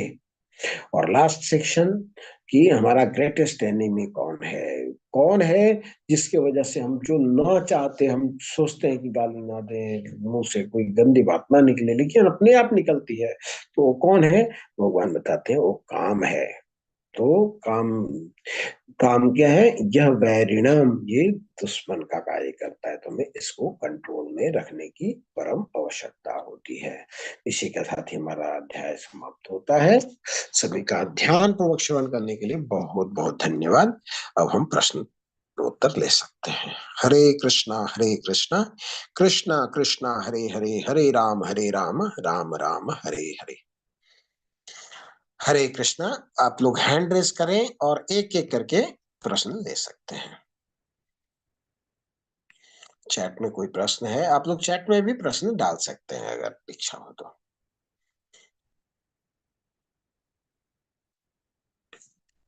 हरे कृष्णा, मेरी आवाज आ रही है? जी प्रभु। जी जी, ठीक है। तो आप लोग हैंड रेस करें और एक एक करके। हाँ, वंदना माता जी, आप प्रश्न कर सकते हैं।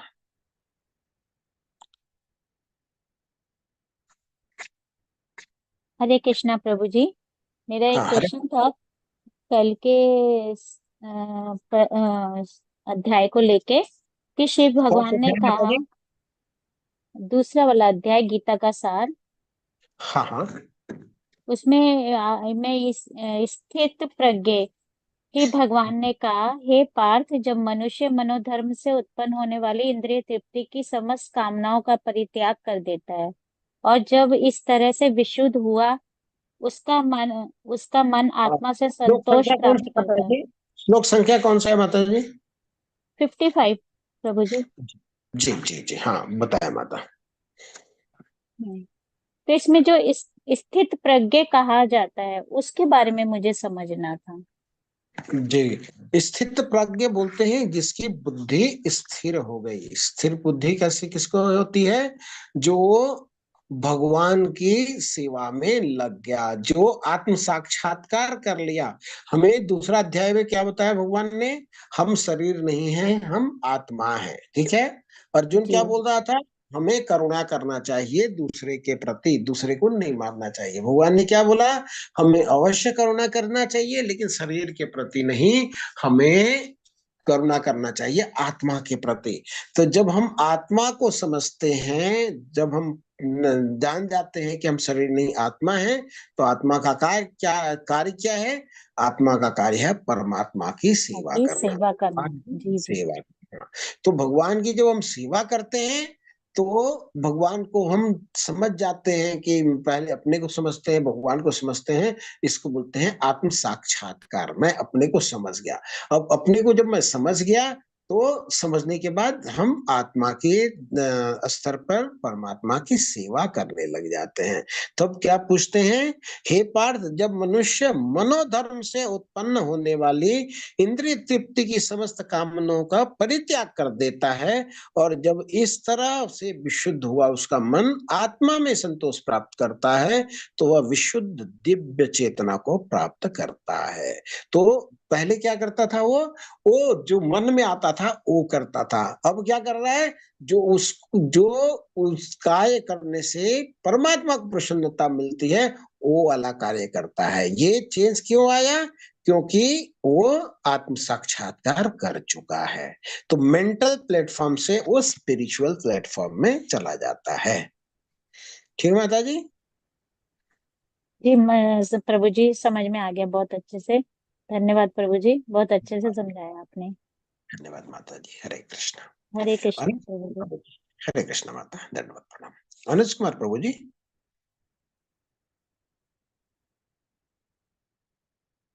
वंदना माता जी, आप हैंड डाउन कर लीजिए। अनुज कुमार प्रभु जी, आप अपने को अनम्यूट कर सकते हैं। हरे कृष्ण प्रभु। जी प्रभु जी, हरे कृष्ण प्रभु जी, कोट कोट दंड प्रणाम।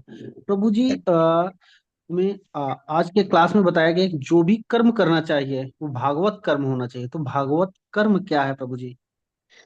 हाँ, भगवत कर्म मतलब भगवान के लिए कर्म। ठीक है। क्या बताया गया?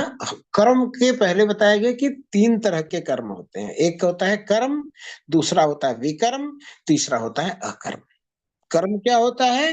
जो पुण्य कर्म जिसको बोलते हैं, जैसे अच्छे अच्छे कार्य करना, किसी की सहायता करना, किसी को भोजन दे देना, किसी की के लिए कुछ कर देना। कोई बीमार है बंदा, उसके लिए दवाई ले आना। तो ये क्या है? ये सत्कर्म है। सत्कर्म करने से क्या होता है? हमें पुण्य प्राप्त होता है। पुण्य से हमारी ग्रोथ होती है।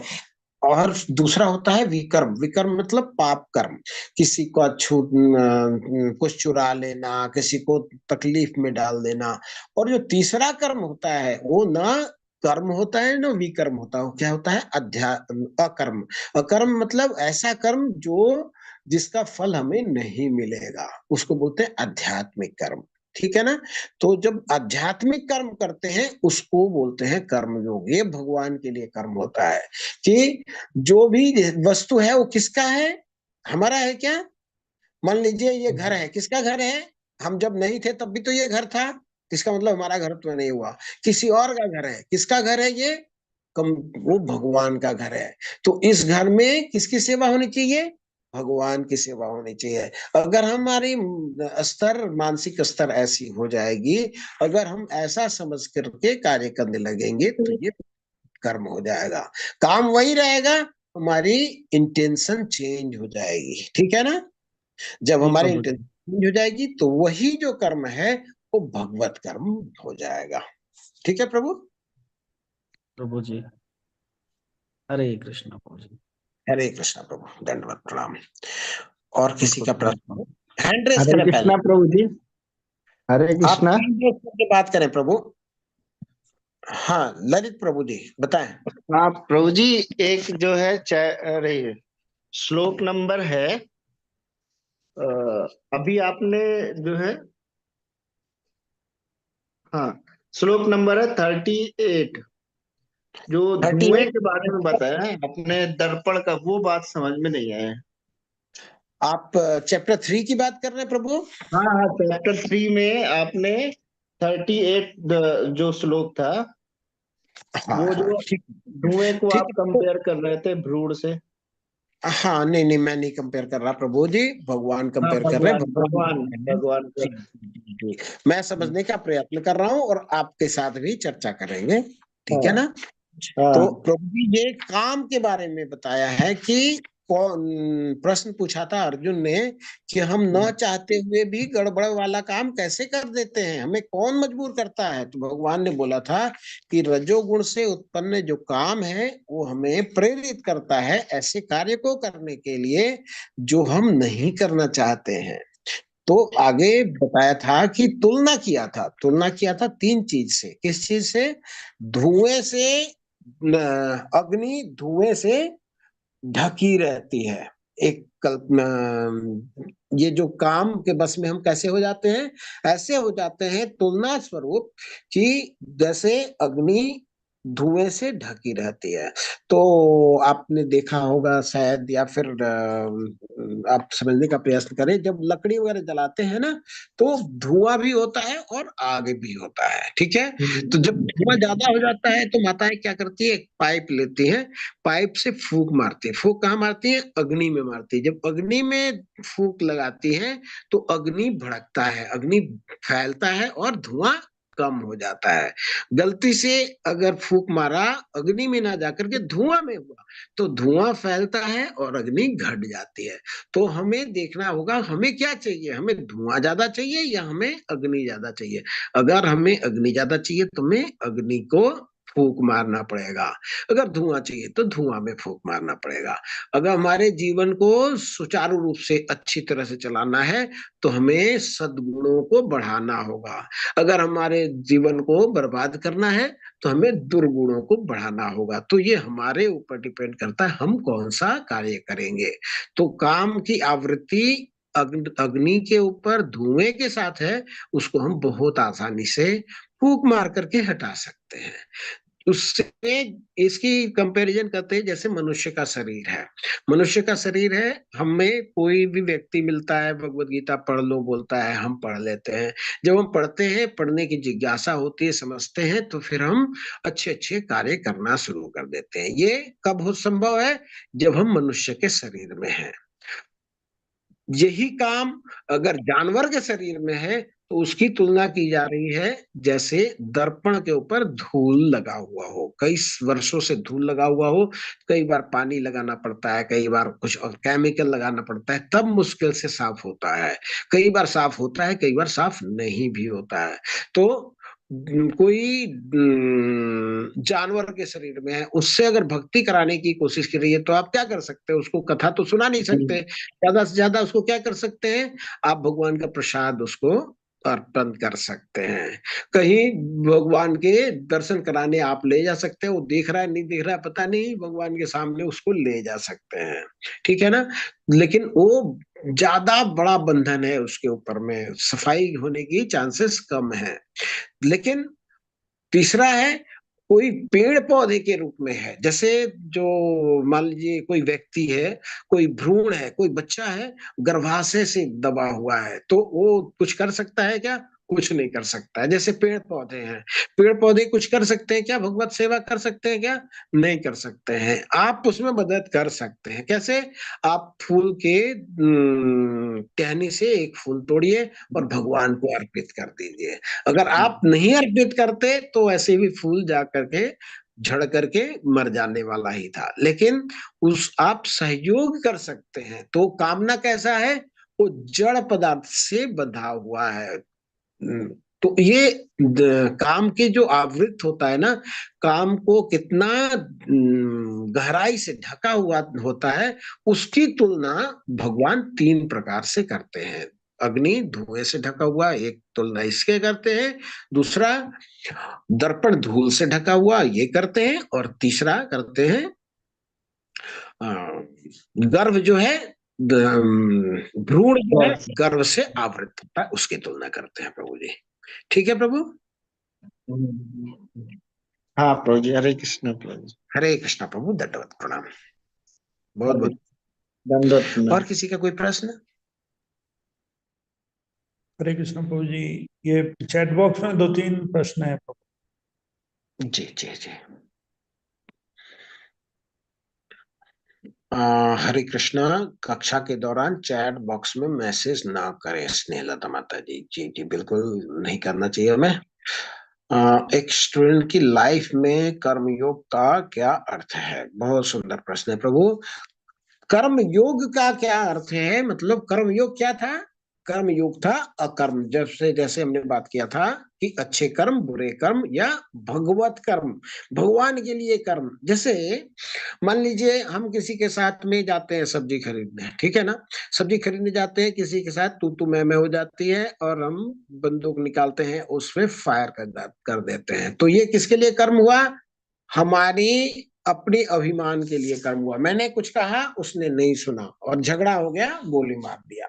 और मान लीजिए वही मैं तैनात हूं देश के जवान के रूप में, अगर वहां पे जाकर के अगर मुझे आवेश होता है और मैं टेररिस्ट को मार देता हूं, तो मारा तो व्यक्ति को मारा है, दोनों काम तो एक ही है। लेकिन जब मैंने टेररिस्ट को मारा है, जब मैंने as a police, as a सैनिक देश के लिए कार्य किया है, तो वो मेरे बंधन का कार्य नहीं है। वो मुझे गोल्ड मेडल दिला सकता है, परमवीर चक्र दिला सकता है, लेकिन मैंने अपने स्वार्थ के लिए उस व्यक्ति की को मारा है, तो मुझे दफा 302 में फांसी हो जाएगी। ठीक है, तो भगवान के लिए कर्म करना और अपने लिए कर्म करना। जो अपने लिए कर्म करते हैं तो बंधन का कार्य होता है, और जब भगवान के लिए कार्य करते हैं तो मुक्ति का कार्य होता है। तो कर्म योग में हमने क्या सीखा? निष्काम कर्म योग के बारे में सीखा कि एज ए ड्यूटी हमें कर्म करना चाहिए, कर्तव्य बोध से कर्म करना चाहिए। किसके लिए? भगवान के लिए कार्य करना चाहिए। तो कोई एक स्टूडेंट में के लाइफ में कर्म योग कैसे करना चाहिए? स्टूडेंट का कार्य क्या है? अच्छा से पढ़ाई करना। अच्छा से पढ़ाई करेगा तो क्या होगा? वो अच्छा से आगे सेवा कर सकेगा, चाहे जहां पे जाए। अगर वो डॉक्टर बनेगा तो अच्छा से, जो दुखी इंसान है, वो कौन है? वो भी भगवान का ही बच्चा है, लेकिन वो कष्ट में है, उसके कष्ट का निवारण कर सकेगा। अगर इंजीनियर बनेगा तो अच्छे अच्छे ब्रिजेस बनाएगा। तो स्टूडेंट के रूप में भगवान के लिए कर्म करना मतलब भगवान की सेवा के लिए कर्म करना। वो अच्छे पढ़ाई कर सकता है, भगवत गीता का आप पढ़ाई कर रहे हैं, इससे क्या होगा? आपकी मन में नियंत्रण होगा, आपका मन इधर उधर नहीं भटकेगा। ये सब आप कर्मयोग से सीख सकते हैं। ये 108 कोई प्रभु जी हैं, इन्होंने लिखा है, या माता जी हैं। आप अपना नाम लिखा करें प्रभु, पता रहेगा किसने, किसका ये प्रश्न है, किससे हम बात कर रहे हैं। ठीक है। श्वेता गुप्ता माता जी ने लिखा है, इस समय रियल में ज्यादा दिखता है कि भगवान में क्या गया है कि कर्म की पूजा है, और अपने बोला है कि गीता में ऐसा नहीं लिखा है। हाँ माता जी, ये जो बोलते हैं लोग कर्म ही पूजा है, कर्म ही पूजा नहीं। पूजा को किस प्रकार किया जाए, कर्म को किस प्रकार किया जाए कि वो पूजा बन जाएगा, ये भगवत गीता में लिखा हुआ है। भगवत गीता में लिखा हुआ है कि भगवत कर्म कैसे करना चाहिए, कर्म से भगवान से हम कैसे जुड़े ये लिखा हुआ है। ठीक है, कोई भी कर्म पूजा है, मैं चोरी किसी का पॉकेट काटता हूँ, मेरा काम है पॉकेट काटना, वो पूजा है, ये ऐसा नहीं है माता जी। ठीक है, ये बातें कही गई थी। भगवत गीता में कृष्ण और अर्जुन के बीच संवाद है, पर स्टार्टिंग धृतराष्ट्र से होता है। बहुत सुंदर प्रश्न है। एक्चुअली धृतराष्ट्र से शुरू होता है प्रभु जी। भगवत गीता का प्रारंभ होता है, प्रारंभिक शब्द क्या है? धृतराष्ट्र उवाच, धृतराष्ट्र। और फर्स्ट सिलेबल, फर्स्ट अक्षर क्या है? ध। ध। और अंत जो होती है भगवत गीता के, वो होती है म से। यत्र योगेश्वर कृष्ण तत्र पार्थ धनुर्धर तत्र श्री विजयर भूति ध्रुवा नीतिर्मतिर्मम। म और म, तो लास्ट शब्द है भगवत गीता का म, प्रारंभ शब्द है अक्षर है भगवत गीता का ध, और जो बीच के जितने श्लोक हैं वो हर र को रिप्रेजेंट करते हैं। तो भगवत गीता धर्म के बारे में बताता है प्रभु जी। ठीक है, तो धृतराष्ट्र सबसे निगेटिव रोल में है, निगेटिव से पॉजिटिव की ओर जो यात्रा है उसको भगवत गीता कराती है। जैसे बोलते हैं ना, तमसो मां ज्योतिर्गमय, तमस से ज्योतिर की ओर जो रास्ता है, जो पथ है, वो हमें बताता है भगवत गीता। इसलिए धृतराष्ट्र से शुरू होता है। ठीक है, धृतराष्ट्र से शुरू होता है। एक हाउसवाइफ के लिए भगवत कर्म क्या है? बहुत सुंदर। एक हाउसवाइफ के लिए माता जी, आप भगवत कर्म है, जैसे आप भोजन बनाते हैं, तो भोजन किसके लिए बनाते हैं? पुत्र को ध्यान में रखते हुए बनाते हैं, पति को ध्यान में रखते हुए बनाते हैं, पिता को ध्यान में रखते हुए बनाते हैं। अगर हम भगवान को ध्यान में रखते हुए भोजन बनाएं तो भोजन बहुत अच्छा भी बनता है, बहुत टेस्टफुल भी बनता है, और भगवान को जब भोग लगा देते हैं तो वो जो भोजन है, भोजन नहीं रह जाता, वो प्रसाद बन जाता है। और प्रसाद बन जाता है, जैसे हम जानते हैं कोरोना ने हमें सिखाया था कि अगर कोई इन्फेक्टेड पर्सन है, अगर कोई भी वस्तु को छू देता है तो उससे इन्फेक्शन हो जाती है, बुरे गुण आ जाते हैं। जो हम भोग, जो प्रसाद बनाया, जो भी हमने भोग भोजन बनाई और भगवान के सामने रख दी, तो भगवान उसको ग्रहण करेंगे। तो भगवान पवित्रतम है। भगवान के स्पर्श से जो हमारा जो भोजन हमने बनाया था वो पवित्र हो जाता है। अब इस भोजन को हम जिसको भी कराएंगे उसमें ये प्रसाद होता है और सब लोगों को कृपा मिलती है।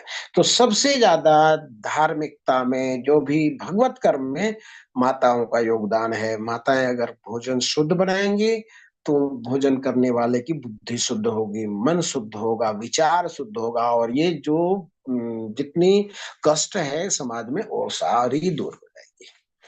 तो एक हाउसवाइफ भगवत कर्म इस प्रकार कर सकती है। हरे कृष्णा। रूमा जोशी माता जी। किसी जॉब की इच्छा करना और पसंद लायक जॉब न मिलना, क्या यहाँ हमें कर्म बंधन में बांधता है? इच्छा से जॉब करना माता जी, इच्छा से जॉब तो मिलती नहीं है, कई बार लोगों को मिल भी जाती है। और इच्छा कैसी है इस पे डिपेंड करता है माता जी। और ये मुझे नहीं लगता कि ये हमारे ये चैप्टर से रिलेटेड है, ये पर्सनल सा सवाल लगता है। जैसे कोई व्यक्ति है, डॉक्टरी का पढ़ाई करता है और उसकी इच्छा होती है कि मैं किडनी किसी का अच्छा करूं, तो उसको भी कर सकता है। अब किसी की डॉक्टरी करने के बाद इच्छा बदल जाती है, अब मैं किडनी को चुरा चुरा करके बेचूं, तो डॉक्टरी तो वो करता है लेकिन उसकी इंटेंशन गलत हो जाती है। तो इच्छा तो बहुत बड़ी चीज है माता जी, कहाँ के इसका कोई पार नहीं होता है। इच्छा बुरी भी होती है, अच्छी भी होती है, और इच्छा को पूर्ण होना जरूरी नहीं सबके लिए। मनीष कुमार प्रभु जी, हरे कृष्णा। आप अपने को अनम्यूट कर सकते हैं प्रभु जी। हरे चैट का कृष्णा प्रभु जी। जी। हरे कृष्णा प्रभु जी। हरे कृष्णा प्रभु। प्रभु जी, एक भगवत गीता का एक था श्लोक, अध्याय 3 का श्लोक 34वां, श्रेयस धर्म द्विगुणा प्रधर्म निष्ठा स्वधर्म निधनम श्रेय प्रधर्म भयावह। इसमें कहा गया अपने नित्य कर्मों को दोषपूर्ण ढंग से संपन्न करना वे अन्य के कर्मों को भलीभांति करने से श्रेयस्कर है। श्रेय कर्मों को करते हुए मरना पराये कर्मों में प्रवृत्त होने की अपेक्षा श्रेष्ठतर है, क्योंकि अन्य किसी के मार्ग का अनुसरण करना भयावह हो सकता है। तो जैसे एक ये प्रश्न था कि कोई भी काम जो कोई शुरू करता है तो उसके पास तो कोई किसी तरह का एक्सपीरियंस तो नहीं होता है करने का, वो तो दूसरों से ही सीख सकता है ना कोई काम। जी जी जी जी प्रभु जी, ये सीखने में मना कि नहीं किया हुआ है, ठीक है ना। ये सीखने के लिए मना किया हुआ नहीं बोल रहा है, ये बोल रहा है कि भगवान का कहने का आशय है कि आप जिस कर्म के आपके जो गुण हैं उसके अनुसार आप कर्म करिए, ठीक है। एग्जाम्पल आप लीजिए, अर्जुन क्या कह रहे हैं? अर्जुन कह रहे हैं मैं संन्यास ले लूंगा, मैं तो भिक्षा मांग लूंगा, ठीक है। मान लीजिए अर्जुन को भगवान बोलते हैं ओके आप भिक्षा ले लीजिए। तो जाएंगे क्या करेंगे, ब्राह्मण का रूप बनाएंगे और कहीं मंदिर में या कहीं पे भी दान लेने शुरू करेंगे, ठीक है। और जब दान लेना शुरू करेंगे, मान लीजिए 3-4 और ब्राह्मण या 3-4 और लोग भिक्षुक लोग अगर आजू बाजू में आ गए, और सपोज कीजिए कोई आदमी आता है और दान में कुछ सामान देता है इनको, 4 के बर्तन में रखा हुआ है कुछ, मान लीजिए 2 डबल ब्रेड दे देता है इनको, चारों को दे देता है। बगल वाला जो व्यक्ति है वो इनके थाली में से एक ब्रेड ब्रेड उठा लेता है, बोलता है कि जो आदमी देने आया था ना वो आपको नहीं देना चाहता, वो मेरे को देना चाहता था, मैंने अपना ले लिया आपसे। फिर क्या होगा, अर्जुन क्या करेंगे? अर्जुन है क्षत्रिय, उनमें क्षत्रिय का बल है, ठीक है। उन वो सर्वश्रेष्ठ धनुर्धर हैं, उस चीज को बर्दाश्त कर सकते हैं क्या कि इनके थाली में से कोई चीज कोई दूसरा उठा ले? ये फटाफट अपना धनुष निकालेंगे और उसको मार देंगे, ठीक है। भगवान क्या कह रहे हैं कि तुम्हारे अंदर क्षत्रिय का गुण है, तुम्हारा स्वधर्म क्षत्रिय का है, तो तुम किसको ही तुम्हारी हानि करेगा तुम उसको सह नहीं पाओगे। ज्यादा अच्छा है तुम जा करके धनुष से एक भिखारी को मारो, उससे ज्यादा अच्छा है कि तुम क्षत्रिय का वध करो, तुम यहीं पे रहो, यहीं पे युद्ध करो, तुम ये छोड़ करके संन्यास मत लो, ठीक है प्रभु। तो बोल रहे हैं कि अपने गुण के अनुसार कर्म करना ज्यादा श्रेष्ठ है, दूसरे के कार्य में हमें इंडल्ज नहीं होना चाहिए। अपने कार्य को त्रुटिपूर्ण ढंग से करना भी अच्छा है, बशर्ते दूसरे के कार्य को अच्छी तरह से भी करने के। क्यों? क्योंकि हमारा गुण उस तरह का नहीं है, हमारी प्रवृत्ति उस तरह की नहीं है, हम उस काम को करके एंजॉय नहीं कर सकते हैं। आज के दिन में जितने भी कंपटीशन, जितने भी लोग को अकर्मण्यता है, इसी के कारण है। देखते हैं लोग अपनी इच्छा के अनुसार काम नहीं करना चाहते हैं, चाहते हैं कि इसमें किसमें क्या लाभ ज्यादा है वो काम करना चाहते हैं। लाभ वाला काम तो शुरू करने में अच्छा है, लेकिन बाद में करने से परेशानी होती है। क्या बोलते हैं लोग, और कैसे हो? बहुत परेशान है। क्यों परेशान है? क्योंकि वो जो काम कर रहे हैं वो अपने गुण के अनुसार कार्य नहीं कर रहे हैं, ठीक है प्रभु।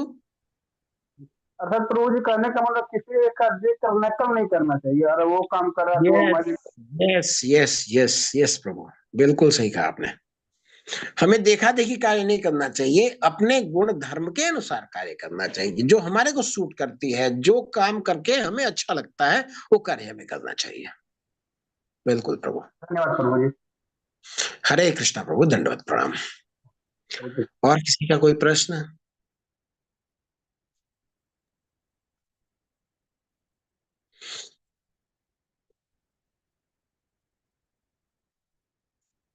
कल वाले प्रभु जी नहीं है, कीर्तन कर सकते हैं।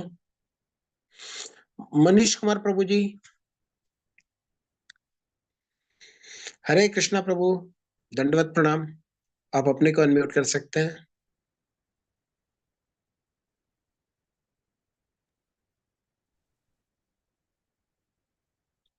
हरे कृष्णा मनीष कुमार प्रभु जी।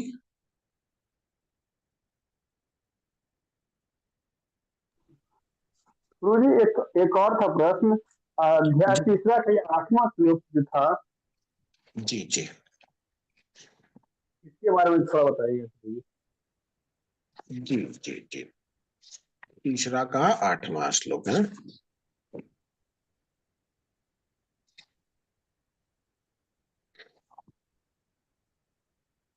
हाँ, ये बताते हैं कि अपना नियत कर्म करो, क्योंकि कर्म ना करने की अपेक्षा कर्म करना ज्यादा श्रेष्ठ है। कि मान लीजिए कि आप कर्म नहीं करना चाहते हैं, तो आप फिर बिना कर्म किए तो आप रह नहीं सकते ना। इसका जो कनेक्शन है,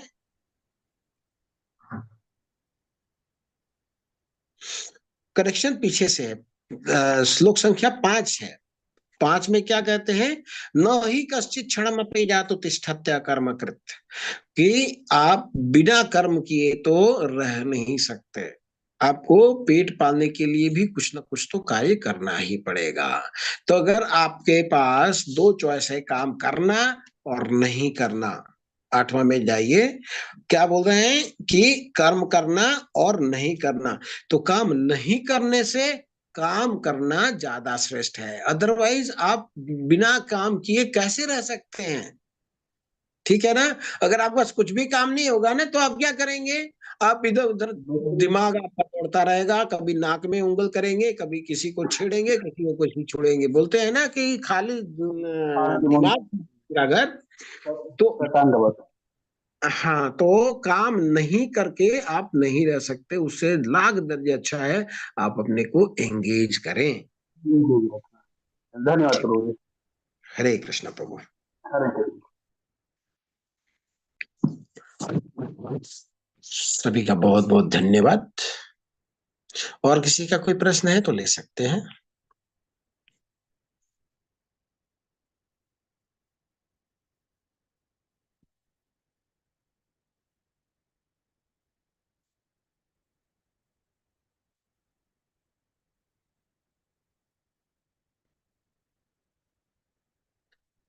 अगर प्रश्न नहीं है तो कक्षा को विराम देंगे। आप लोग कल से, माता जी कल से एक राउंड जब भी करें क्या स्नेहा माता जी? प्रयास करेंगे। अगर 7-8 मिनट का टाइम मिलता है पहले, तो हम लोग एक राउंड का जप कर लेंगे। ठीक है अरविंद प्रभु? जी प्रभु जी, कर सकते हैं। तो अब कोई प्रश्न नहीं है? कोई प्रश्न नहीं है, चैट बॉक्स का तो हो गया। तो वैष्णव प्रणाम मंत्र करके क्लास को विराम देते हैं। वाञ्छाकल्पतरुभ्यश्च कृपा सिन्धुभ्य एव च पतितानां पावनेभ्यो वैष्णवेभ्यो नमो नमः। अनंत कोटि वैष्णव वृंद की जय। श्रील प्रभुपाद की जय। भगवान की वाणी भगवत गीता की जय। सभी गुरु वर्ग की जय। गुरु महाराज की जय। हरे कृष्णा कृष्ण कृष्ण हरे हरे, हरे राम राम राम हरे हरे। हरे कृष्णा कृष्ण कृष्ण हरे हरे, हरे राम राम हरे हरे। हरे कृष्णा कृष्ण कृष्ण हरे कृष्ण हरे, हरे हरे हरे, हरे राम हरे राम राम, हरे हरे। राम हरे हरे। सभी को दंडवत प्रणाम। हरे कृष्ण। हरे कृष्णा प्रभु जी, हरे सादर कृष्ण प्रणाम। हरे कृष्ण हरे हरे कृष्ण कृष्ण प्रभु। प्रभु जी। प्रभु जी। हरे कृष्णा प्रभु जी। हरे कृष्ण। हरे कृष्ण। हरे कृष्ण। सभी हरे को बहुत कृष्णा, दंडवत प्रणाम।